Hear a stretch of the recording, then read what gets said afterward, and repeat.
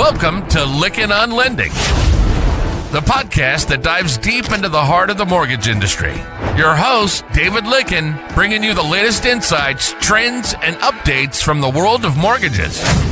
Whether you're a seasoned industry veteran or just getting started, this show is your go-to source for all things mortgage. Let's get started. This is Lickin' on Lending. Now your host, David Lickin. Folks, we're in for a real treat today. We've got Amir Saeed joining us today. He is a very successful coach. He is also a very successful loan officer. And I love this guy's story. Many people say, you know what, if I just had this, or I just had this advantage, I could have done well. When you hear this man's story, you'll see where he came from and where he's ascended to. It's about attitude, strategy, and what he coaches on. Amir, so good to have you here, brother. Thank you, David. It's an honor to be here. I never take these moments for granted, and I am not a successful coach, successful officer. I've had a lot of wins, but I'm a white belt, learning every single day in this journey. I love that attitude. Well, most people would look at what you close and what you do in your coaching, and I would say you're extremely successful. Thank you. But let's start with your journey. First of all, I call you brother because we do share the Christian faith together. I put that out there for people to do. And I love the fact that you are authentic. Now, that's not to say we're not going to be preaching at you. Anyone who's listening doesn't have that. I mean, I understand that some people are for that and not, or some are not, but I don't want that to turn anyone off. But I also want us to live authentically. I think it's so important, Amir, that we live authentically in front of the audience that we work with. And you're very authentic about your faith, and you're authentic about who you are. Just want to celebrate that.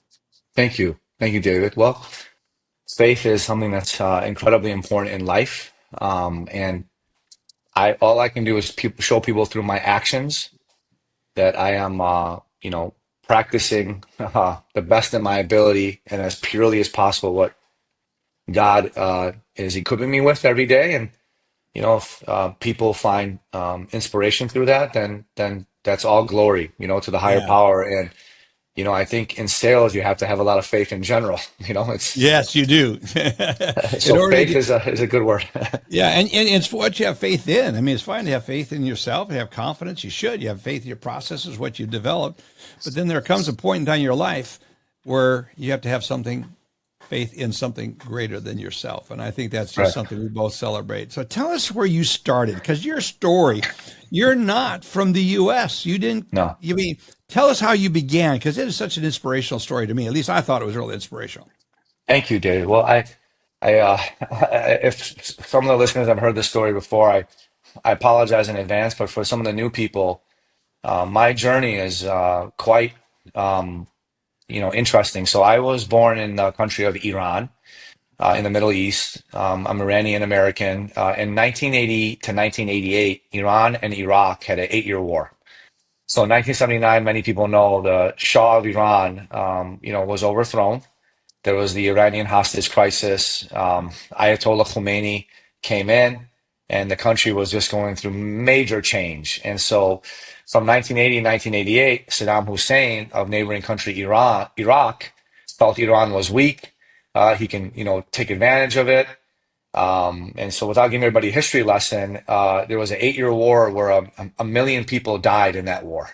Wow. And so just imagine, here I am, 5-6 years old. We're in the capital city of Tehran, highly populated, and there was sirens going off. There was bombs going over our head, something that a lot of people can't even imagine, right? Can't even imagine, yeah. Yeah, we've been very fortunate as Americans. I mean, the last time we've ever experienced something like that was 9/11, right? Where people were so traumatized. But lots of parts of the world, especially the Middle East, a lot of people grew up around tragedies like that. And so my parents, it was really unfortunate because my father had immigrated from Pakistan to Iran at 17 because his father, my grandfather, Iran and Pakistan had a major war as well. And they're going at it at the time right now. May 8th, India just launched some bombs into Pakistan. So they've always had some friction. Yeah. And my grandfather was a general in the army, and he was a prisoner of war for 4 years. And so my father had 3 younger siblings and a mom. And Iran in the 70s was very similar to the relationship between the United States and Mexico. Iran was thriving economically. and India, Pakistan was not. And so people would go to Iran to get employment. So here's my dad, 17, working, sending money back to his mom, my grandmother, and to take care of his three siblings because my grandfather was a prisoner of war for 4 years. So he gets on his feet. 10 years later, Iraq invades Iran. And here he is again in the middle of another war, right? And so they packed their bags. They took me. They left their entire immediate family, extended family. They left them. They took me and my mom and dad. We left. We went to London. Couldn't get employment. Went to San Francisco because they had a distant relative. Couldn't get employment. And London and San Francisco have always been expensive cities. Yes. Well, finally, there was a distant friend in Chicago. And, my parents went there with me. I did not speak English. I really did not have learn well in school. My dad was a shoe salesman making $3.75 an hour, and my mom couldn't get a job at McDonald's. Okay. Wow. So it was very, very difficult. And, a lot of financial stress. You're not around any family. You're learning a whole new What culture. years was this? What you were in 1985. Chicago? 1985. Okay. Yeah. 1985. Yeah. So, which was the last time the Chicago Bears won an NFL Super Bowl. So maybe I should go back to win again. But it was very difficult. And so finally, my dad, met some Iranian guys, and they said, Hassan, which is my dad's name, you should consider getting in the car business. So, it's just like everything, the diaspora of different places, Armenians went to Boston. There's a lot of Iranians in Los Angeles. One goes there and says, hey, I'm doing well. Come over here. And we're, doing this. So he found some Iranian guys in Chicago. It's a big Iranian community. And they said, Hassan, you should sell some cars. So he started to buy cars at the car auction for X amount. And then he would put in the classified section, he had a car for sale for Y amount. So people were coming to the apartment building and he was working part-time and he did really well. So before you know it, he would have 3, 4, 5, 6, 7 cars in the parking lot. And so the neighbors started calling on him and the police, like, this guy's running a car dealership outside the apartment building. My dad and mom were like, I think you need to get your own dealership, right? So he went out, and in Wrigleyville in the 1980s, which is Wrigley Field area, Yes. it was very rough. Now it's amazing. Right. But in the 80s and 90s, Chicago was very rough in the nice areas, Real rough, right? yeah. Oh, Yeah. yeah, I And remember so there was this little car dealership, David, on Ashland Avenue, between Irving Park and Addison for some of my Chicago guys. A lot of car dealerships used to be on that street. Brand new car dealers. There was this little car dealership, land. It's like 40 cars you can fit. Nobody can make it work. And they said, Hassan, you can get the lease. It's a very rough area. And my dad said, I can make it work. And he went there and ended up becoming one of the top car dealerships in all of Wrigleyville. People from around the Midwest would go and buy cars from him because he was so incredible. I tell my dad to this day, and I said, Dad, everything you touch turns to gold. He goes, no, son, I just don't touch everything. I know what to touch. Right? And That's so, a really good lesson right there. Very good principle. yeah, You and, know what to touch. yeah, that's right. He was very discerning. He said, Amir, I just thought that the people weren't running it the right way because the demographic of car buyers were Latino, right? Really low income, working in the restaurants and stuff like that. And you're selling, inexpensive cars. But if you take good care of them, they'll come back. And so my dad became a legend. He would take care of one person. If their car broke down, he goes, I'll fix it for you. Don't worry. And they just started coming in droves and they trusted my dad. And he sold so many cars out of that place. And he dragged me to work at a young age because I had a 1.7 GPA in high school. We moved 5 times after we moved to Chicago. We lived in a 500 square foot apartment, then a 700 square foot apartment, 1,000 square foot apartment, and they bought their first home in 1992 for 290,000 because we were living in a community outside of Chicago. And David, I was getting into a lot of fights because I was very angry at the world. I had a chip on my shoulder. I was getting made fun of. I was less than. I didn't speak good English. I didn't have good grades, right? And so I just was angry. I was always like arguing with people. And so I got into a really bad fight one day. Came home. My mom saw a black eye. I was 12 years old. She says, what happened? I said, oh, Mom, I was playing basketball. And, moms know their kid better than know they're like, no. So I don't think you have the best- she called upstairs to the 3rd floor because my best friend Charlie Orham, big shout out to him, we came home from school. So she called the apartment. There was landlines back then. Yeah. And she asked the mom, did Charlie and Amir get into any fights today? She goes, let me go ask Charlie. She says, Charlie, what happened? And Charlie was trying to lie to his mom. She says, don't lie to me. He goes, Amir is in trouble. He got into a fight with some really bad kids. And if he goes to the school dance tonight, they're going to, bring weapons and they're going to really hurt him. So my mom said, you're not going. And we left. And we went to a really prominent community. We bought a small home. And my mom said, we got to get this kid with better kids. So moral number one is the fastest way to change your results is change your reference group. So I go to this school. David, it's all super affluent kids. They're all 98% Caucasian. It's like 4 Indian kids, me and 1 African American kid, right? So already I'm angry because I'm like, I'm not rich. I don't have any type of education. Like, this sucks. So what happens is one day I run into this Armenian American kid. He looks like me. And he goes, hey man, he goes, you're a really good basketball player. Why don't you come to my church? Because we have a really awesome youth group on Sundays that has amazing basketball games. And I'm like, church. Now remember, I'm born Muslim, okay? We don't practice though. Like, my parents are super whatever, right? I said, dude, church. And I'm like, are you guys gonna do something to me, brainwash me? Because it was like, whoa, So he's like, no, dude. He goes, it's super chill. Just come by. We go there. And I'll never forget this. I've told this many times. I walked in this church. I'll never forget it, man. It was so diverse. Yeah. Everybody was so happy. Everybody was so nice to me and loving to me. And it's full of joy. You got to remember, my first 12 years was a lot of contentiousness, anger, frustration, financial stress in the house, right? Like, worrisome. My mom would bring popcorn and Coke to the movies. That's how broke we were. It was hard, man. And you feel it as a kid. You want to get a new pair of shoes. The parents are like, you're not getting those, right? And so I see these guys.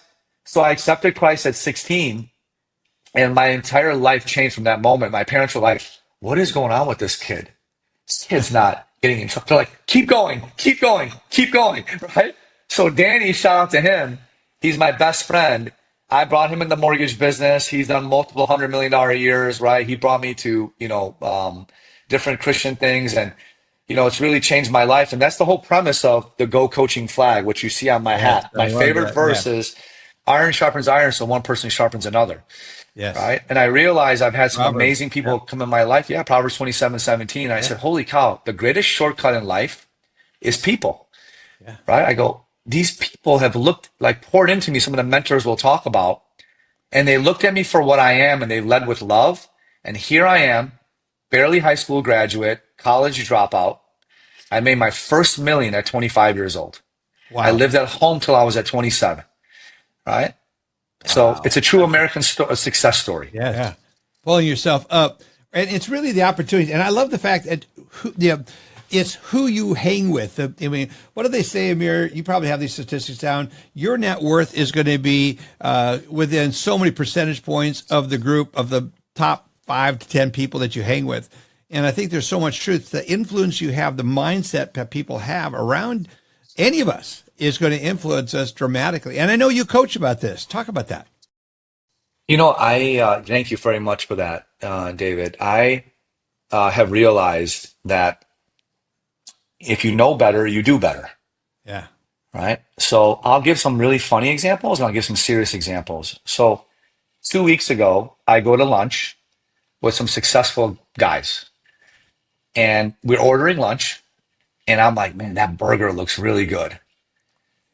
The guy goes Cobb salad. The guy goes quinoa salad. The guy goes this. Guy goes this. I'm like, I'll have the salad. And what I realized in that moment, I said, these guys are high performers. What they put in their body is their fuel, right? They're in great shape. They look healthy. Yeah. If I was with 6 guys that were completely out of shape, they would have ordered a burger with fries and Diet Coke, and they would have been really lethargic. Yep. Now, look, I don't judge anybody, but what I realize is, man, my just mentality went up being around these guys.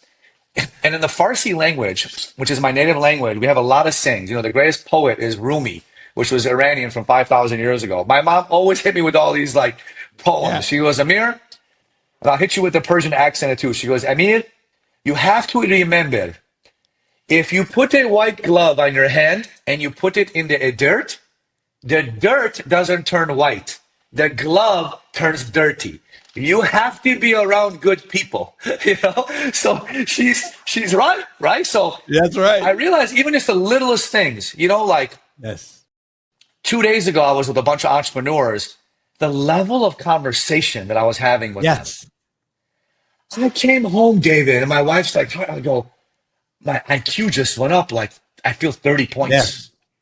And then I'm with other people and they're talking about fantasy football and stupid things, and I just feel stupider, right? I'm Yeah. like, you're gossiping about this person, you're talking Yeah. about politics and this. I go, I just, you got to be around the right people to level you up in every part of your So life, good you point. know? That's so point. That it kind of explains how you went from telemarketer to baller. I mean, you dropped out of high school, you for real estate school. Tell that story. Telemarketer to baller. I love that phrase that you sent over to me to talk about. Thank you. Well, I went at a short stint in college. So when I went to this high school, it was really prominent. I was in freshman classes my senior year. And I had a 1.7 GPA. And I said, man, my parents came to this country and I'm constantly in trouble. I'm in detention. I'm not doing well in school. I can't sit. I have like ADHD. So all these kids are going to nice schools and I felt really down. It was a dark moment in my life because I felt like, man, I'm a loser. So I started having bad conversations with myself. Yep. Very Self-talk. defeating. That's self-talk. Self-talk is, yeah, right. And so, you know, I was in a bad place. So I decided, you know, I'm going to go to a couple of years in college, but I hated college. So I'm praying. I'm like, God, what am I going to do? So I'm finally in this class. Two Middle Eastern kids walk in and it's in real estate finance. And I said, okay, like I can assimilate with these guys. One of them walks in with a suit, David, right? We're 20 years old. And I said, dude, why are you wearing a suit? He goes, I'm an account executive in the mortgage business for World Savings Bank. I said, there's a bank in the world where everyone puts their money in? He's like, no, that's just what it's called. He goes, I said, what is an account executive? And he explained I was a, wholesale lender. I go to mortgage broker shops. I convince them to send me business. Yeah. I said, wow, you wear a suit and tie? He goes, it's an amazing business. It was 2003, right? Subprime glory days, right? Yep. So I said, wow. I go, tell me about yourself. He goes, I grew up in business. My dad would have me come to the car dealership every Saturday and I would work 6 days a week, right? So I learned how to have a second education. And I joke around with people. I say, I had a 1.7 school GPA, but I got a 4.0 street GPA, right? Because I'd rather have the 4.0 street GPA every single time. Yeah. So my dad taught me at a young age how to sell, how to negotiate, how to count money. You know, people know this story because I've said it in a few other podcasts, but he gave me so much confidence because he allowed me to negotiate with customers. We would go home and we would have in-house financing where people would make payments, right? And so we drive home on Saturday nights and I'd sit in passenger seat. He says, count this money. And I would count the money on my lap and I became comfortable with money. Yeah. Right. And he would have me in all his meetings. Right. So I learned. I became a man at a very young age. And so I said, I like to hustle. I want to go to work. So I said, can you give me a job? To this young man? He goes, yes, there's a mortgage brokerage. These two guys left Ameriquest. They're some of the top guys in the country. Right. And they need some young hustlers. And I said, I don't care what it is. I don't want to work for my dad anymore. I feel like I'm hitting the limit. Right. So fast forward, I asked my dad for his permission. I lived at home till I was 27. I saved a lot of money. And I ended up going in the mortgage business and I was a telemarketer and they gave me public records. And the first night I came home, I actually went to my bed and I cried in my pillow because I said, I'm not going to be able to do this. These guys are talking 100 miles per hour. These rate sheets, like now people have Loan Sifter and Optimal Blue. But if you remember, David, those rate sheets. Oh, yeah. Oh my God. I was like, what? This is hieroglyphics. I don't understand any of this. What am I? I'm not going to be able to do this. Right? Yeah. I said, this is the hardest thing I've ever experienced. Like, I just want to go back and sell cars. Right. But I said, you know what? Like, and my mom was knocking on my door. She's like, son, are you okay? I'm like, Mom, I don't, because I would come home and she'd have dinner for me, Persian food. I'm like, I don't want to eat. I had no appetite. But I said, you know what? I've never been a quitter. I'm going to show up again the next day. And when I relate my journey is like a 30-year amortization. The first payment's high interest, little principal. Yes. But you got to show up the next month and make the next payment. And it's a little less interest, a little more principal. So I said, I'm just going to show up every day, get a little bit better. I'm going to have high quantity. Now, David, I became the number one telemarketer in this company, 300 people. I was the youngest guy. Wow. I'm something of legend, right? I'm not bragging. No, but you are. I've heard these stories. I've heard. I can cold call anybody, anytime, anywhere. And I promise you, English is my second language, but sales is my first language. I will convince ethically anyone because I mastered through practice and study vocal impressions, how to do a P60, perfect 60-second opener. Because here's what happened, David. I asked my boss, I said, I'm calling these people that have an 8% interest rate. And we're giving them like what, a 5% interest rate? He goes, yes. I go, so we're doing good. We're saving them money. Because I was always been a good Middle Eastern boy. Like, right. Even though like I was a troublemaker, I was raised right. Right. And I said, so you're telling me these people are paying extra money and they don't need to? He goes, yes. Now I'm stupid smart. I don't overcomplicate things. I go, okay, this is not fair. So when I would call, I would say, my name is Amir. I'm a local lender. I think it's highly unfair that you work so hard and you're paying an extra $300, $400, $500 a month, which is $6,000 to $10,000 a year when you don't have to. And it's my responsibility to help you save that money. That's what I would say. Wow, that's effective salesman. How would anyone turn that one down? Dude, and then I learned how to say, hi, how are you? With perfect enunciation in over 20 languages. Wow. Are you serious? Dead serious. So, and today I can, if you test me, I'll rattle off at least 15, right? Now, I saw their last name. If it was Opolis, it was Greek. All I need to hear is a little accent because you got to perk your ears when you sell. I listen to everything. If it was Nigerian, Ghanaian, Japanese, Chicago is very diverse. Oh, yeah. So in the car dealership, I watched my dad greet people in their language and I learned from him. And I said, a cold call starts off with high tension, low trust. Right. So how can I get rapid rapport? What's the definition of rapport? Is connection. Yep. If I can crack the code and speak in their language at the beginning, right out of the way, they'll assimilate with me. And from there, I can work the sale. That is, I mean, it's so basic, but it's so true. It's just so true. Yeah. So I did that. And at that time, David, like these mortgage guys, 03, 04, 05 were making crazy money. I was the number one earner in the company. I became a loan officer because every application I take, I'd go put it in the bin for the processor to pull credit or flex credit. My boss, Kevin, would take $100 bills on the board and says, every app you get, take the 100 and put the app in the bin. So I'm coming into the office, right? This is before I became a top producer of the company. What a great motivator. I'm like, I can make $300 to $500 cash a day. Oh my gosh, I hit the lotto, right? I said, just to call people and help them. I made more calls than anybody. I'd work late Fridays. I work all day Saturdays, and I would pray for it to rain on Saturdays so people would stay home, right? So listen, this is before auto dialers and everything. So I'm hitting the phones. I'm getting really good. I'm coming in. And I'm seeing these guys in the parking lot, the loan officers, driving nicer and nicer cars. Like a few months later, I go, Kevin, shout out to my boss, Kevin Taylor. I said, can you walk me through the process? I take this application. What happens? Because I'm just doing what you're telling me to do. He goes, kid, I've been at AmeriQuest with some of the top salespeople in the country. I have never seen someone as good as you on the phone. If they say hello, you're getting their social security number over the phone to get the credit. That's how good you are. He goes, and not only are you that good, every app you're taking is qualified. These guys are all closing loans. I said, hey, how much are these guys making? He said, oh, Everett made $40,000 last month. And I said, wow, he made $40,000 last year. That's a great income. He said, no. This is a true story, David. He goes, he did $40,000 last month. I go, oh, he made $4,000 last month, so $48,000 a year. He goes, Amir, $40,000 in 1 month. I said, are you kidding me?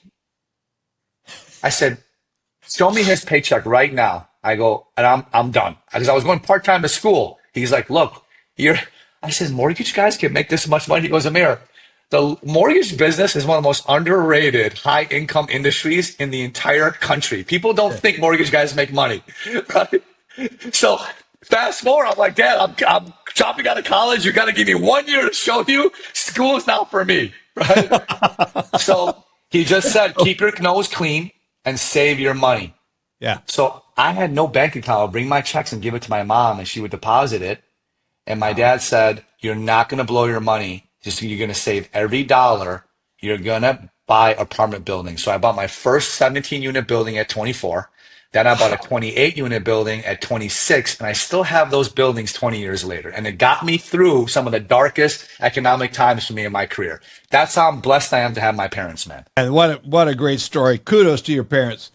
Great principles. And so that's how you went from telemarketer to massive success as a baller. You're just a baller. I love it. So, what, David, people will ask, now a lot of these young guys follow me on Instagram and LinkedIn, right? Man, I'm a relatable guy, which I think is needed these days. A lot of these guys online, they're kind of charlatans, man. They sit in front of Lamborghinis and all these things. That ain't me. I want people to know, like, I'm from nothing, right? And so they ask, what's the secret? I say, I'm going to tell you three things, man. I said, you could take it for what you want. I go, now that I'm at the stage in my life where I'm doing, done very well. I said, number one, have faith in God. Whatever your belief is, I'm not here. I go, you got to have faith because God's going to get you through some tough days and you're going to have them. I said, so that's one. Stay close to God because he keeps you humble and he keeps the devil away. Okay. Yeah. Two is learn how to sell. You learn how to sell, read the selling books, watch the selling videos. You learn how to choreograph great vocal impressions and conversations. You'll meet the girl of your dreams if you're a young man because you'll know how to talk, right? You'll get doors that will open up. You'll get more income. You'll meet better quality people. Learn how to sell. It's the greatest skill you can have, right? And I said, three, live below your means. I lived at home till I was 27 and I stacked every dollar. So God, sell, save. You do those three things consistently for a long time, and you can be in the right circle of great people. It's not hard. It's so easy. True.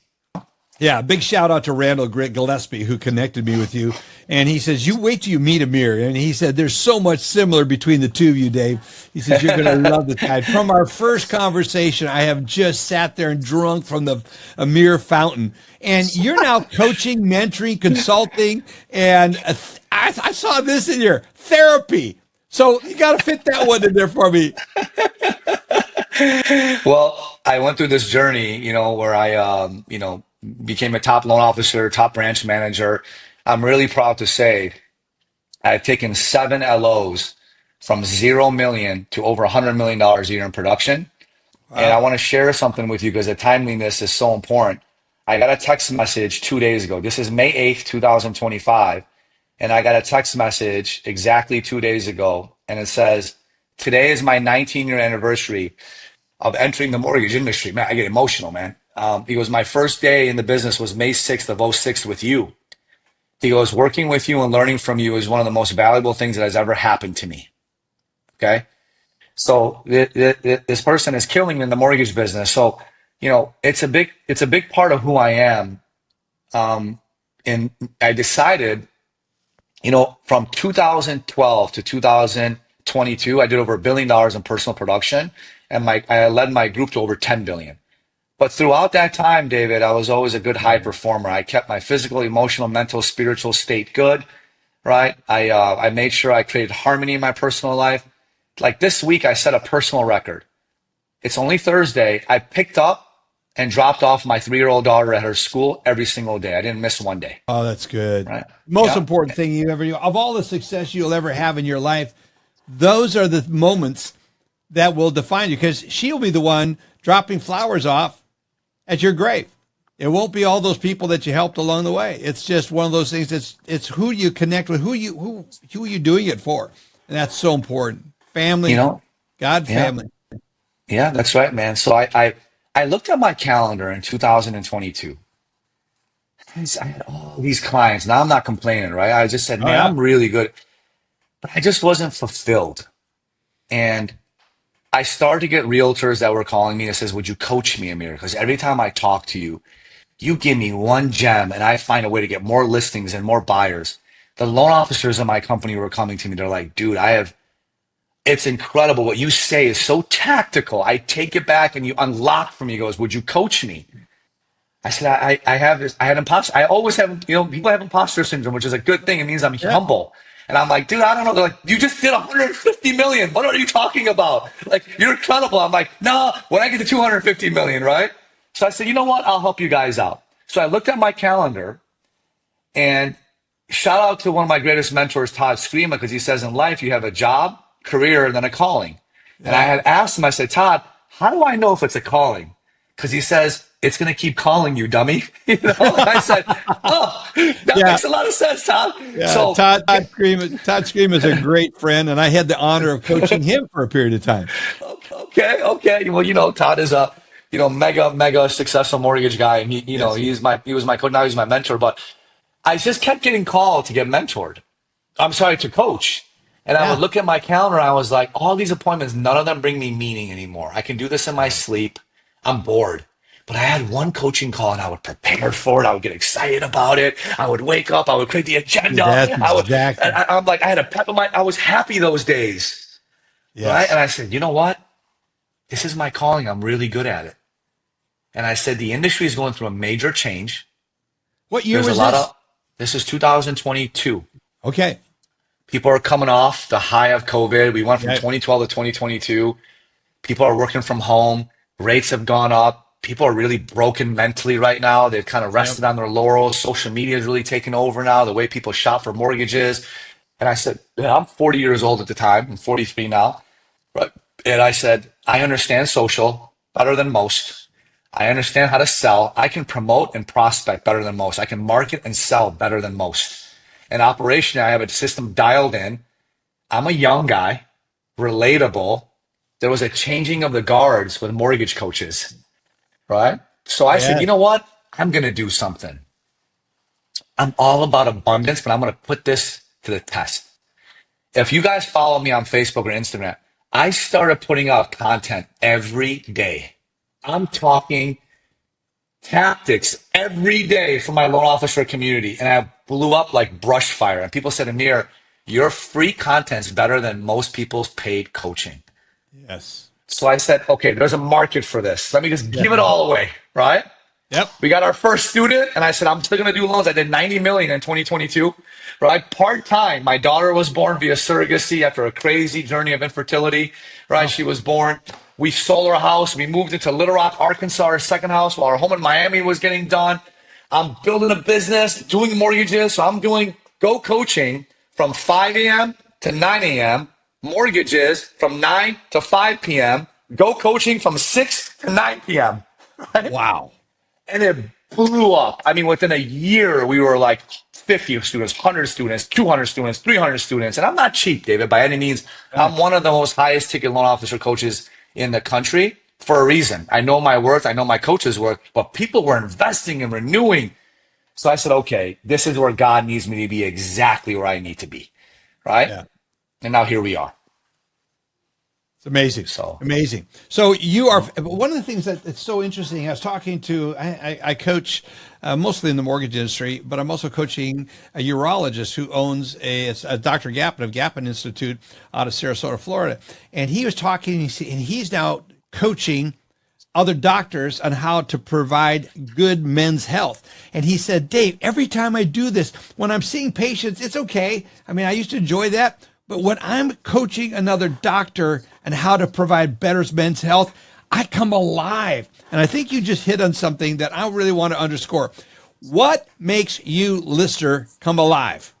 I think that's your calling. I think that's at least that's where people, whether you believe in God or you don't believe in God, you got to pay attention to what gives you life, what brings you life, what in your life brings you life. And I'm not talking about golf. That can be that's a great hobby to have. That's a great sport to have. It's fun to have golf. But what brings you alive vocationally? When you recognize, when you talk to someone, how do you help them discover what brings them alive? You know, there's, I always say, study it to see if you love it. And if you love it, study it. Yeah. Right? So everybody has to know throughout the day, there are certain things that they look forward to doing, right? Right. I think every person has to pursue mastery in something. right? So a lot of the young people that are watching this, maybe in their 20s, right? Like experiment, try different things, right? And figure out what you're good at. And then when you get into your 30s, you should have an idea of like who Yep, you want to marry, where you want to live, and what you want to do, which is the three most important decisions in life, right? that's right. But after a while, you're not going to find fulfillment in anything until you're a master at it. I cannot stress that enough. And you can't be a master in it if you don't enjoy it. Like, I love the science of sales. I read the books, right? I watch the videos. I'm enamored by it. It's just so like profound to me how, the science of language, right? And so like I put all my time into it, right? But I just think everybody has to just stop and look because what'll happen is this has been proven. If you do something for about 10 years, typically Yeah. by your early 40s, you'll get bored by it. Hmm. And you won't be able to find enjoyment unless you could teach somebody else to do it. Do it. That's exactly right. Hmm. That's what So, that doctor was. He used to do it, enjoyed it, until he hit a certain point in his 40s, and now he's finding his joy in helping someone else learn how. So he's duplicating himself and others, and that's what you're doing right now. You have Mortgage Mastery Ladder. Talk about what you do. I think yeah. the life that you bring. I'm still chuckling over Todd's comment to you. How do you know it's a calling? Because it keeps calling you. I think there's something in that. I love Todd and some of his expressions. Great guy. But what is Mortgage Mastery Ladder about? Well, it's we just had our major event. We have two events at Go Coaching in May and October, and we're just coming off the May event. It was in Phoenix, sold out in 60 days, 400 plus LOs. It's the number one, in my opinion, and many people's opinion. And I'd love to have you at the next one in October, David. And if you're Love to be. listening, all of you guys, you should attend. It is a number one high performance loan officer event, I think, in the industry. It's incredible. Why do you think So, that is? What it is that makes it so amazing? well, one is how I lead it. I make sure it's tight. I set rules. We're not messing around here. We start on time. We're focused, right? The event is a resemblance of the people I run with. They're all high quality men and women. Yeah. This is, the content is second to none. So what we do is the first day, high performance versus high achievement. High achievement is doing really well in your subject matter expertise, but it comes at a cost of your PEMS, physical, emotional, mental, and spiritual state. You burn yourself out, you burn others, you burn bridges. I'm not Yes. interested in that. High performance is success in all parts of your life and having harmony, right? So the first day, it's all about personal performance. We have guest speakers that are really well versed in marriage success, spiritual success, mental performance success. We pour into people's personal cup so they can be the best for their families and not give their families the rest of them. The next day, it's all professional performance with active, top producing loan officers that have breakouts. They're each pick a subject matter expertise, and we do 20 breakouts, and you get to pick which ones you want to go to throughout the day. And you just, for 1 hour, learn that specific topic, right? So it's highly immersive and highly, really well structured, right? So I think with the Mortgage Mastery Ladder, I talked about that, and I gave some amazing stats, David, that got the crowd incredibly optimistic. I said, guys, in 2021, off memory, there was 400,000 plus loan officers.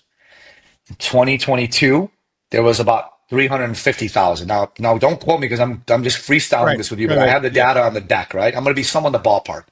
I said in 2023, 150,000. 2024 was about 100,000. This year is 2025. They're projecting the year is going to end with 80,000 loan officers, all the trusted sources out there. They're predicting in 2026 there's only going to be 65,000 loan officers left from Wow. IMBs and brokers I did not realize that. Yeah. that actually do one transaction, right? So now check this out.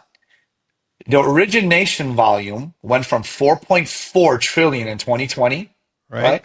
And it went down, and now it's projected to hit 2.3 trillion in 2026, Right. which has been steadily going up, and you only have 65,000 LOs, right? The average median home owner's age is now 38 years old. Millennials are the largest demographics of home buyers we've ever seen. That's In right. 2026, The average age of a millennial is going to be 38 years old. Right? Now, Right. David H. Stevens, God rest his soul, a mentor of mine, right? He was Yeah. an incredible guy when it comes to data. Yep. Now, the men lie, women lie, but the data doesn't lie. The data. I think we're going to see the roaring 20s. I think if people can just hold on, we're going to see an amazing run. Because I know one thing, being in this vast mortgage ocean and a skilled sailor, right, knows how to navigate. You understand? So a smooth sea never made a skilled sailor. 20 years I'm doing this, I know one thing about this business. It goes up and it goes down, right? Does. Very cyclical. And I think we're going to see an amazing run. So I told the audience, I I go, agree with you. you got to pursue mastery though. So I want you to master sales, marketing, ops, and finance. So there's a ladder, which is a mortgage mastery ladder. The rungs are your skills. You have to really learn how to embrace modern social media marketing, right? Because people trust personal brands. You have to learn how to sell better. Like I have my students that they will send me a Zoom recording of a loan consultation. What you experience from the first time they send it to me from 6 months later is night and day difference. Most loan officers listening to this, they're terrible. They think in their mind they're Arnold Schwarzenegger. But when I bring them in the gym, they can't do 2 pull-ups. They think they're so good with their initial loan consultation. Most of them are terrible. Terrible. Yeah. So But true. when I break down the playbook of how to do a professional loan consultation to have people really understand your value and not show them all candlestick charts, like 70% of people don't understand all that. It's how can you explain with crayons and show your value in a very harmonious way? That's selling. How do you scale? The side is your team. Because you cannot do more than 8 to 10 loans by yourself and you'll burn out. How do you hire staff? Yep. Right? It's all about leveraging other people. Now, leverage is the most powerful word in business, right? Yeah. So I show them, how do you have points of sale? How do you have points of thought? Marketing is how do you live rent free in your audience's mind? So when they're ready to do something, your marketing is, I got to call David, points of I love how do that you expression. do- I love that expression. How do you live rent free in your future Yes. customer's mind? That's so That's good. yes, points of leverage is how do I hire staff, right, to do this? Now, the height of the ladder is all about your coaches and your community. Yes. Like What's you your can't vision? hang out. Like, dude, MIT did a research study. They said if you take low producers and put them with high producers volume goes down 30% just through assimilation, right? Yeah. So low producers can't hang out with low producers. They got to be hanging out, right, with better people. So now check this out. The height of the ladder, David, is all about your community and your like upward-minded peers and your coaches, right? The wall is the company. I'm a very big believer on this. Your ladder has to be on the right wall. Your company has to match your ambition. You follow? Yes. So So this is how I want everyone to think about the ladder is the days of just showing up and doing loans. Nope. You better learn those points of sale, right? To work a borrower through the process. So your experience is really illustrated. You better make sure your company has what you need from a leadership standpoint, culture standpoint, from a programs, product pricing, comp standpoint. And I'm not insinuating anything. Like I wanted to be a $100 million producer. So I went to a company that had a lot of $100 million producers, right? Like that's where I want to go. That's for me what it is. So what coaching does too, people are complaining in the market right now about tariffs and taxes. I tell people, how about you worry about yourself and the tariffs and taxes you're paying? And they're like, what do you mean, Amir? I go, every day you're paying an ignorance tax, a dumb tax, you're paying an arrogance tax, you're paying an isolation tax. How about you go run with the right people and pay less than those type of taxes? so much. So good. So good. So good. So inspirational. I love it. And I think a lot of advice go a little bit deeper into when leaning your ladder against the right wall, against the right company. Today, what are you seeing out there? Companies you'd say, now without getting into naming companies, but what would you say a company that is not a good company is what? What does it look like? And what is a good company that you should lean your ladder against? So leadership is everything. And how do you define Number- leadership? Well, how I define leadership is how you lead yourself, right? Yeah. That's number one, right? Leadership is influence. If you can't influence yourself, right? Which is to progress every day in all the different parts of your life. To Yep. me, a lot of leadership is humility, investment in yourself, how you carry yourself, right? So leadership is influence to yourself first, and then it's can you lead other people. So when I look at corporate leadership in the mortgage business, right? So let's say you're a little mortgage broker owner or you're a big IMB owner, right? I think there's three things I'm seeing because I work with a lot of executives, and there's some that I absolutely do not like, some I don't respect, so I stay away from them. And there are some I'm absolutely love, like, and respect and back, which I'm not going to mention any names, but I'll tell you the distinguishing factors between each one. The best executives right now, they understand the loan officer is their customer. So they're getting on planes and they're going out and they're getting in front of their loan Great officers. point. Yeah. And they're in the trenches and they're asking them. They love feedback. Success is a road that's paved with well-received feedback. Look at Matt Ishbia. I just finished his book, and I know people that know him. He goes around, I follow him on LinkedIn. He asks, if you were CEO, if you were CEO of this company, what would you change? That's what he asks. Yeah. There's a reason the guy's the number one lender in the country. You understand? Yeah. So yeah. number I one can tell you is some on the wonderful Matt ground. Ishbia. I would tell you some wonderful Matt Ishbia stories. Yeah. I met with him in his office, and one time, and I shared the story, and then afterwards, I mean, I was there when he first got in. His dad was a client who owned the company at the time, and I went in there to visit. So I was instrumental of being at a key point when he was just coming into UWM. And then every time I come in, show up at his company, he comes up, Dave, come on up to my office. We got to talk. So we sit down and talk. And after I left the office, I went into the restroom. I used the restroom, and there's this guy whistling through and he was so happy, Amir. And I said, dude, you look so happy. Why is it? He's a janitor in the facility of UWM. And I go, why are you so happy? I want to say, because you're a janitor. He goes, are you kidding me? Do you know that if Matt Ishbia told me that if I keep this bathroom clean, I get to be an opener someday. Yeah. Yeah. He created vision for the janitors in his facility. I got so turned on when I saw this. I went back to him, and guess where Matt wasn't in his office anymore? Guess where he was? He was down working the phones. He was answering phones at the switchboard, Amir. So, and people to hear what's going on at his company. I mean, these are the kind of leaders. I mean, a lot of people say, yeah, but he's full of himself. He's all his vibrato. Let me tell you, what I see about that man, he's a winner. He's a guy that is focused in on absolutely pursuing excellence. And what do I have to do to learn how to do it? So when you think about, no matter what people might say, like, I don't understand any of that. You can learn from anybody. I've heard he's a good man. He gives time to his wife and kids. He doesn't miss things, right? And he's very humble yet confident. He's a man that's on fire, right? And so the leader has to give you the mentality that we're going to win. They're visionary. Yes. They're very communicative. Like, I was at our company recently, which I'm not going to mention. People can Google it. There was no vision. There was no alignment. There was no feeling of like, we're going to dominate. You understand? Yep. There was loan officers are leaving. They're suing them. It's like, what are we doing here? I go, I'm out, right? You look at a guy like Ishbia. He reminds me of your janitor story. In 1962, John F. Kennedy visited NASA for the first time. Right. They were trying to take a man to the moon.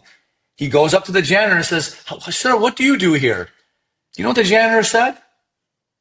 Mr. President, I'm helping a man get to the moon. That's vision. Yeah. That when you have the most, we have everyone through the whole organization, even down to the janitor, aligned with your dream and vision. Yes. And they believe in the vision and they're speaking it. That's leadership. So I think the three things I'd say is leadership has to be all in. And by all in is they're traveling, they're getting with their LOs, they're understanding what they need. They understand the LO is the customer. Yes. You know, they're visionary. You understand? No vision, things won't get done, right? And I think third, which in my opinion is the most important, they're just understanding technology. They understand we have to get the best tools for our LOs to win. And right? It is true these days. We are seeing technology take over our industry in a way that most people are not prepared for. Those are the three things, man. And I think at the end of the day, what I'll tell you above and all that is these executives, this mortgage business is hard, man. And the executives that are all in right? Like you take your eye off the ball right now as an executive or like a CEO of a mortgage company, like you're going to be in trouble because it's this right now, this market, I've said this on other podcasts, the last few years before 2022, David, it's been like driving in a convertible, listening to Beach Boys, one hand on the steering wheel. It's been easy. Yeah. This market is F1, baby. Helmet, harness, two hands on the steering wheel. You're an executive. Every day matters. Every move matters. Every expense matters. You know, you got to be all in. You got to be a little crazy right now. You got to look great. I interviewed Brian Hale yesterday for a podcast, looking on leadership podcast I've got coming up. I'm really excited about it. He says, Dave, you and I have been in business. He's been in business for 47 years. I've been 51 years. And he said, Dave, I've never seen it so difficult. The last 2-3 years have been the most difficult years of our life. But out of this is going to come some of the best mortgage lenders out of this, because when you go through these difficult times, you find out who comes to the top, and those are the ones that are going to win. You pay attention to them. You're one of those ones that's winning. And you look at what you've come from. You look at where you are, what you're doing in the lives of others. Amir, it is so exciting. Again, shout out to Randall Gillespie, who thank you, Randall. thinks the world of you, and now I understand why. What a joy to meet you. I just can't wait to have you back. So how can people get involved with Go Coaching? How many? You're doing an outstanding job with that. Well, David, before anything, I'm very honored and grateful to be here with you. Oh, so you're a man that's one of the first guys to launch a podcast in this business, and one of the greatest things that I'm attracted to business people or anyone in general is consistency. Yeah. People talk a big game, but they just don't want to do it consistently. You've had this thing for years, right? 17 years, yeah. You made me feel very important on this call. And so I mentioned that you're on my personal board of advisors. My advice for everybody is have domain mentors. Go find mentors in your domain, and then find mentors in adjacent type of work. I have my pastor is my mentor. I have husbands that are great in marriages are my mentors, and I have domain mentors. Like mentorship is very important to me. Obviously, I have a coaching company. There's days when I get on a coaching call, David, I'm like, I'm either going to be a coach, teacher, mentor, therapist, or consultant on this call. That's right. You put that therapist. Why do you say therapist? I mean, because there is therapy in what we do. Yes. Yeah. The mental mechanics of loan officers has never been more broken in the 20 years I've seen. Really? You have to connect. Why do you think that is? Why do you think that is, Amir? I think the business has been the hardest it's ever been. So it's back to how hard it is. Yeah. Many of them are isolated. They're not working in offices anymore. So negativity fills in the silence vacuum. And so they're getting in their own head. They made a lot of money and they're not making as much, right? And they're getting rate shopped. They're getting hit every which way. And so they need sometimes just to talk about what's going on in their personal lives. So coaching is, all right, what's the problem? Here's X, Y, Z. Go do it. I'm going to hold you accountable. Yeah. But sometimes therapy is like, just talk, it's being able just to listen to someone. It's amazing what lending a listening ear can do. Yeah. And that's so true. Yeah. So guys, on social, just if you type in @Amir Syed on Instagram, or you just type in Amir Syed Mortgage, you can connect me on LinkedIn. I'm on Instagram. GoCoaching.io, GoCoaching.io. There's a lot of information on there as well. Whether it's with me, there's still some great coaching companies out there. Yep. So it is not a plug for Go Coaching, right? Like I'm going to implore you. I want you to plug it because it's really good. Thank you. We're changing lives every day. We're considered the number one loan officer coaching community in the country right now.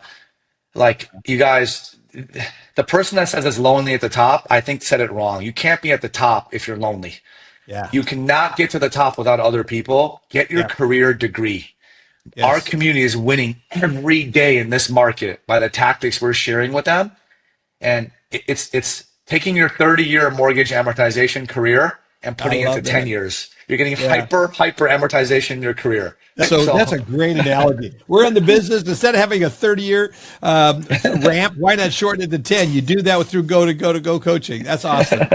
What a joy to have you here. I am so honored. And again, so grateful for Randall introducing us, my brother from another mother from another country. Now here and blowing up the world. Thank you in the most successful way.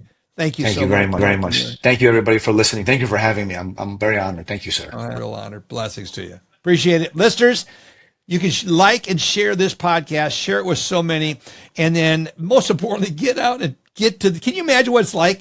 How it's going to change your life when you get to sit and listen to someone like this, and then the people he surrounds himself with. You got to be there. What is the next session? It's going to be in October 9th and 10th. We're in between a couple cities right now, either Nashville or Kansas City, but it'll be on the website, gocoaching.io. I'm going to be there. I'm going to be there. I can't wait. Yep. All right, brother. Thank you so much for being here. Thank you, everybody.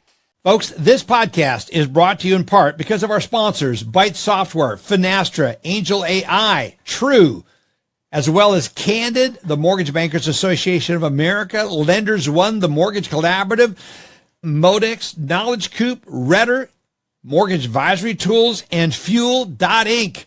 We appreciate all of our sponsors. Like and share this with others. Thanks so much for listening to this podcast. We welcome your feedback. Thank you. You've been listening to Lickin' on Lending. Our passion is to bring you the latest insights, trends, and updates from the world of mortgages. So on this show, if you're a seasoned industry veteran or just getting started, it's your go-to source for all things mortgage. We hope you've enjoyed the show. We'll be back soon. Take care, and we'll see you next time on Lickin' on Lending.